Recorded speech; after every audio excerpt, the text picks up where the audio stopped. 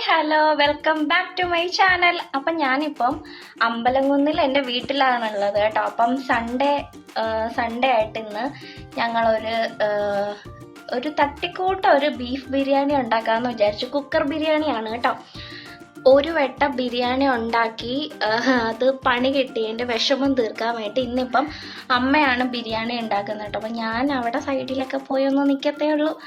അപ്പം ബീഫ് അച്ഛൻ രാവിലെ മേടിച്ചിട്ടുണ്ടായിരുന്നു. അപ്പം സാധനങ്ങളെല്ലാം ഇവിടെ ഓൾറെഡി ഇരിപ്പുണ്ടായിരുന്നു. അപ്പം ഞാനിവിടെ വരുന്നെന്ന് അറിഞ്ഞുകൊണ്ട് അമ്മ നേരത്തെ ഇതിന് മുമ്പേ വരുന്നെന്ന് വെച്ച് മേടിച്ച് വെച്ചത്. അപ്പം ഇന്ന് ആണ് ഉണ്ടാക്കാൻ ഞങ്ങൾക്ക് സമയം കിട്ടിയത്. അപ്പം ഇന്ന് നമുക്ക് ഒരു അടിപൊളി ഒരു ബീഫ് ബിരിയാണി കാണാം കേട്ടോ.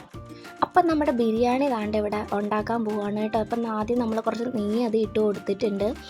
അപ്പം നെയ്ക്കകത്തോട്ടാണ് നമ്മൾ പിന്നെ പട്ട, ഗ്രാമ്പൂ, ഏലക്ക, സ്റ്റാർ അങ്ങനെ മസാലാസ് എല്ലാം നമ്മൾ ഇട്ട് കൊടുക്കുക കേട്ടോ. അപ്പം നെയ്യ് കുറവായതുകൊണ്ട് നമ്മൾ അതിൽ കുറച്ച് വെളിച്ചെണ്ണയും കൂടെ ഒഴിച്ച് കൊടുക്കുന്നുണ്ട്. സൺഫ്ലവർ ആണെങ്കിൽ സൺഫ്ലവർ ഒഴിച്ച് കൊടുക്കാം. നിങ്ങൾക്ക് ഇഷ്ടത്തിന് ഏത് എണ്ണ വേണമെങ്കിലും ഒഴിച്ച് കൊടുക്കുക. അപ്പോൾ നമ്മുടെ വീട്ടിൽ വെളിച്ചെണ്ണ ആയതുകൊണ്ട് വെളിച്ചെണ്ണയാണ് ഒഴിച്ച് കൊടുക്കുക കേട്ടോ. അപ്പോൾ അതിലോട്ട് നമ്മളൊരു 2 സവോള അരിഞ്ഞത് ഇട്ട് കൊടുക്കുന്നുണ്ട്.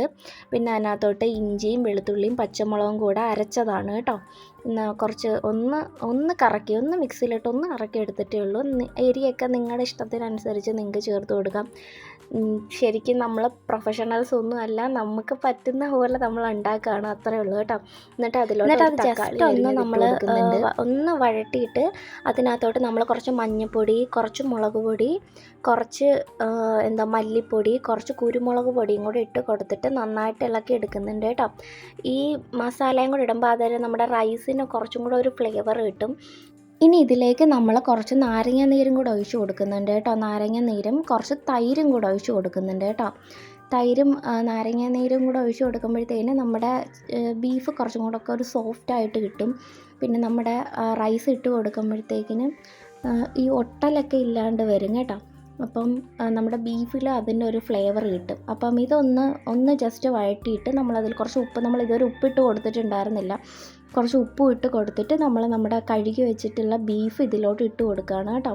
ചിക്കൻ ആണെന്നുണ്ടെങ്കിൽ ഇതിലോട്ട് കഴുകിയ ചിക്കനും ഇട്ട് കൊടുത്താൽ മതി. പിന്നെ ചിക്കൻ ഇട്ട് കൊടുക്കുമ്പോൾ അതിൽ വെള്ളം ഒരുപാട് ഇറങ്ങും. അപ്പോൾ അതനുസരിച്ചിട്ട് വെള്ളം ഒഴിച്ച് കൊടുക്കാവുള്ളൂ.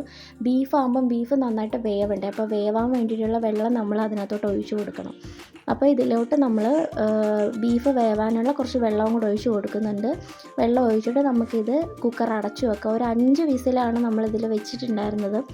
5 വിസിൽ കേട്ട് കഴിഞ്ഞിട്ട് നമുക്ക് കുക്കർ ഇത് തുറന്ന് നോക്കാം. കാര്യം ബീഫ് വെന്തിട്ടുണ്ടോയെന്ന് അറിയാമല്ലോ. അപ്പോൾ നമുക്ക് അത്യാവശ്യം ബീഫ് വെന്തൊക്കെ വന്നിട്ടുണ്ടായിരുന്നു. അപ്പോൾ ഇതിലോട്ട് നമ്മൾ ജീരകശാലയുടെ അരിയാണ് നമ്മൾ എടുത്തിട്ടുണ്ടായിരുന്നത് കേട്ടോ. ആ അരി ഒരു കുറച്ച് നേരം വെള്ളത്തിൽ ഒഴിച്ച് നമ്മൾ ഒരു 10 മിനിറ്റ് വെച്ചിട്ടുണ്ടായിരുന്നുള്ളൂ. ആ അരി നമുക്ക് ഇതിലോട്ട് ഇട്ട് കൊടുക്കാം. നമ്മൾ 1.5 ഗ്ലാസ് അരിയാണ് എടുത്തിട്ടുണ്ടായിരുന്നത്. അപ്പോൾ ഒരു 3 ഗ്ലാസ്സിന് വെച്ച് വെള്ളമാണ് നമ്മൾ വെച്ച് കൊടുത്തത് കേട്ടോ. കാര്യം നമ്മുടെ ബീഫും ഈ റൈസും എല്ലാം ഒരുമിച്ചോടെ നന്നായിട്ട് വെന്തൊക്കെ വരണ്ടേ, കുഴഞ്ഞും പോകരുത്, നന്നായിട്ട് വേവേം വേണ്ടേ. അപ്പം അതിലോട്ട് നമ്മൾ പിന്നെ കുറച്ചും കൂടെ നാരങ്ങ നീര് ഒഴിച്ച് കൊടുത്തിട്ടുണ്ട്, നമ്മുടെ റൈസ് ഒട്ടിയൊന്നും പോകാതിരിക്കാൻ വേണ്ടിയിട്ട്. എന്നിട്ട് കുറച്ച് മല്ലിയില ഇട്ട് കൊടുത്തിട്ടുണ്ട്. എന്നിട്ട് നമുക്കിത് കുറച്ചും കൂടെ വെള്ളം ഒഴിച്ച് കൊടുക്കാം. എന്നേക്കൊക്കെ വരാനായിട്ട് വെള്ളം ഒഴിച്ച് കൊടുക്കണം. പിന്നെ കുറച്ച് നെയ്യും കൂടി ഇട്ട് കൊടുക്കാം കേട്ടോ. എന്നിട്ട് ഈ റൈസ് നമുക്ക് നന്നായിട്ട് ഇത് നമുക്കൊന്നും കൂടെ ഒന്ന് അടച്ച് വെച്ചിട്ട് ഒന്ന് വേവിച്ചെടുക്കണം. ദാണ്ട വെള്ളം ഒഴിച്ച് കൊടുക്കുകയാണ് കേട്ടോ. അപ്പം നമ്മുടെ ബീഫും റൈസും ഒന്ന് നെകക്കെ വെള്ളം ഒഴിച്ച് കൊടുക്കുക നമുക്ക്. എന്നിട്ട് വീണ്ടും നമുക്ക് കുറച്ചും കൂടെ ഉപ്പ് നോക്കിയിട്ട് ഉപ്പിട്ട് കൊടുക്കുക കേട്ടോ. ഉപ്പ് കൂടി പോകാതിരിക്കുക. എനിക്കൊക്കെ കുറച്ച് ഉപ്പ് തോനെയും വേണം. അങ്ങനെ നമ്മളത് അടച്ച് വെച്ച് നന്നായിട്ട് വേവിച്ചെടുത്തിട്ടുണ്ട്. വേണ്ട റൈസ് ഒന്നും ഒട്ടിപ്പോയിട്ടില്ല, നല്ല വിട്ട് തന്നെ വരുന്നുണ്ട് കേട്ടോ. എന്നിട്ട് നമുക്ക് കുറച്ച് വീട്ടിൽ മുന്തിരി ഇരിപ്പുണ്ടായതുകൊണ്ട് നമ്മളതൊന്ന് നെയ്ക്കകത്ത് വറുത്തെടുത്തിട്ടുണ്ടായിരുന്നു. അപ്പോൾ അതും കൂടി ഇട്ട് കൊടുത്ത് കുറച്ച് മല്ലിയിലയും കൂടി ഇട്ട് കൊടുത്തിട്ട് ഇത് ഞങ്ങൾ കുറച്ച് നേരം കൂടെ അടച്ച് വെച്ചു കേട്ടോ. കുറച്ചും കൂടെ നന്നായിട്ടൊന്ന് ഇരുന്നൊന്ന് വേവട്ടെ എന്ന് വിചാരിച്ചിട്ട് കുറച്ച് നേരം കൂടെ അടച്ച് വെച്ചിട്ടാണ് പിന്നെ തുറന്നത്.